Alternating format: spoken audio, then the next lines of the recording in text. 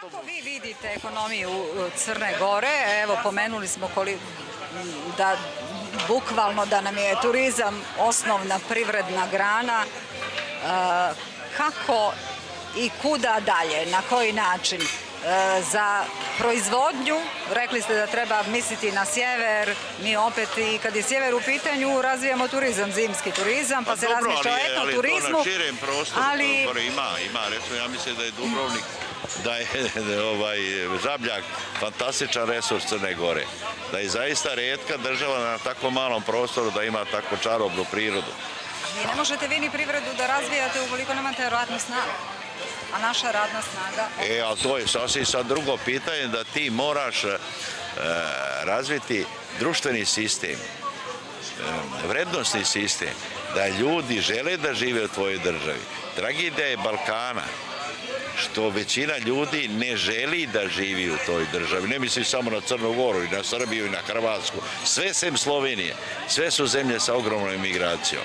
I sad ja tu dijasporu srećem po Americi, po Austriji i tako dalje. Ja pitam, pa što vi niste ostali da napravite tu državu koja nudi čak klimatske, biološke neke prilike bolje nego Arizona u kojoj ste vi došli. To je pustinja. Pa sam se šalio, kažem da je Arizona šta valjala, ne bi u 18. veku bili Indijanci. Arizona je postala država 912. godine. Tad se ona priključila. I sad vi zajedno roštiljate u Feniksu koji se tukli po Bosni, po Balkanu, klali se međusobno i šta ste vi uradili? Pa kao nisu prilike.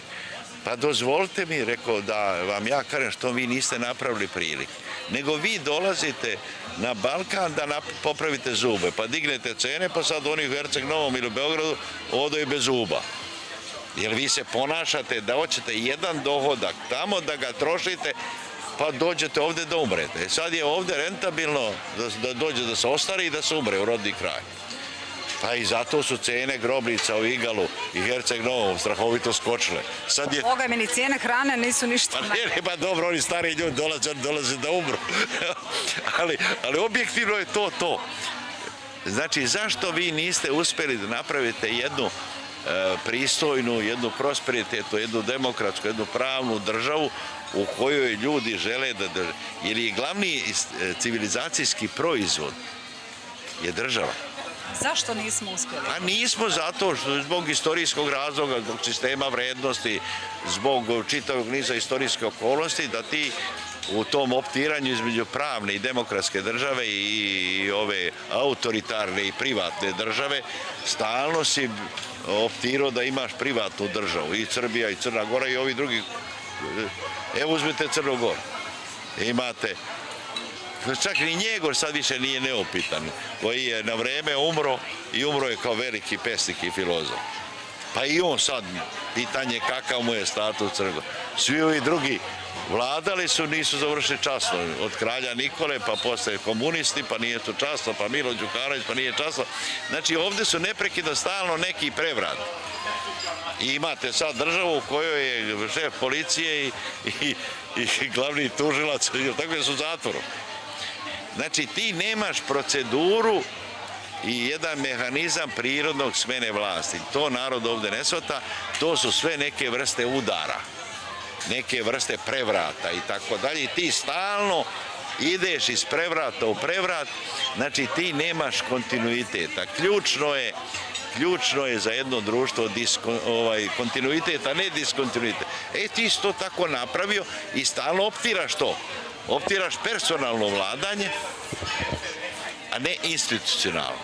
I to je tragedija Balkana i ovih perifernih zemalja. Oni ne shvataju da je najveći razvojni resurs jednog društva državno uređenje.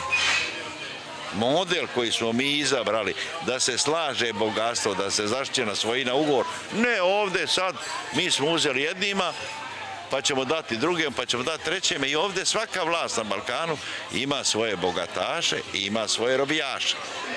I to svi misle da baš neće se njima desiti. A uvek se njima, posle izvjesnog vremena, neko traje 10 godina, neko 12, neko 15, tako, ali se u principu desi.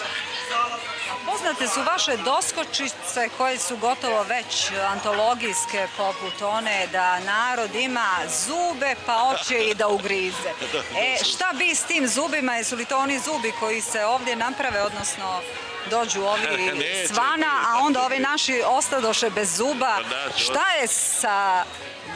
Šalimo se, ali šta je sa intelektualcima, šta je sa profesorima univerziteta, šta je sa studentima, zašto se niko ne buni, zašto nema pobune? Pa različita je sudbina, ja sam 45 godina proveo na univerzitetu i posljednji veliki talas studentskog bunta je 97. godina, ono rušenje Miloševića, do 90.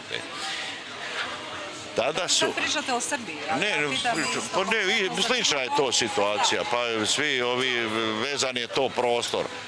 To se prenosi kao 68. godina iz Pariza prenala u Beograd, iz Beograda u Podgoricu, možda se nije prenala.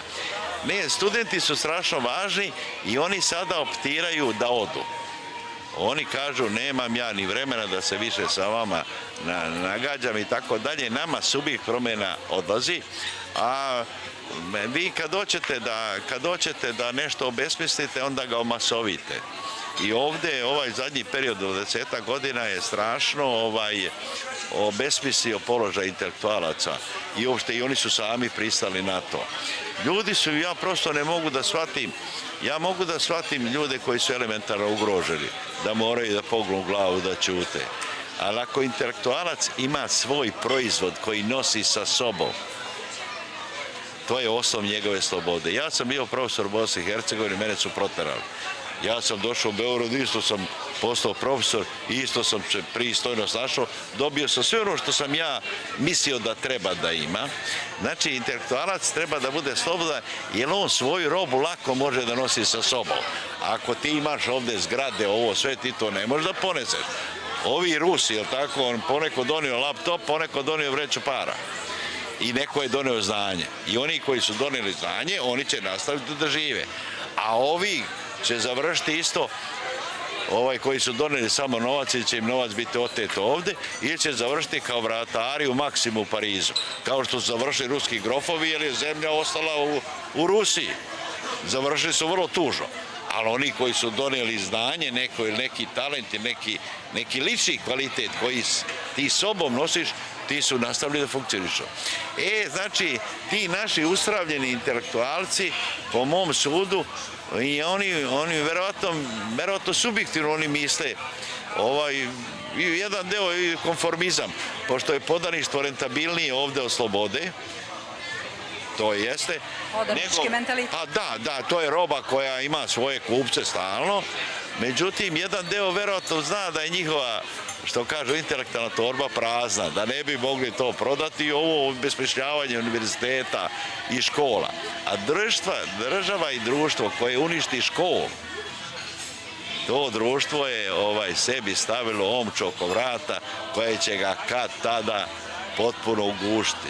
I to se dešava na Balkanu, da jedna poplava lažnih diploma, jedna poplava provizorijuma, jedna poplava rušavanja vrednosnog sistema, da je sramota nešto znati, sramota nešto učiti.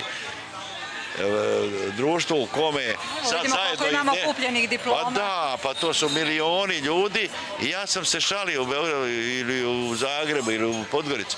Ja bi ove vođe obavezao da idu, da se leče kod onih koji su postavili na ta mesta. Pa da on googla gde mu je bubreg, kako slučajno ima kamenac. Ne, oni će se lešti u Ženevi, a ovde će medicinski ustav biti i tako dalje, i tako dalje. Prosto, ja mislim da je naša elita, prvo, ona je mnogo manja nego što se čini, ona je formalna elita, nije suštinska, ali jedna i druga su izdale svoj sopstveni narod. I ja prosto ne vidim smisla zašto to ljudi rade i šta bi oni mogli da dobiju.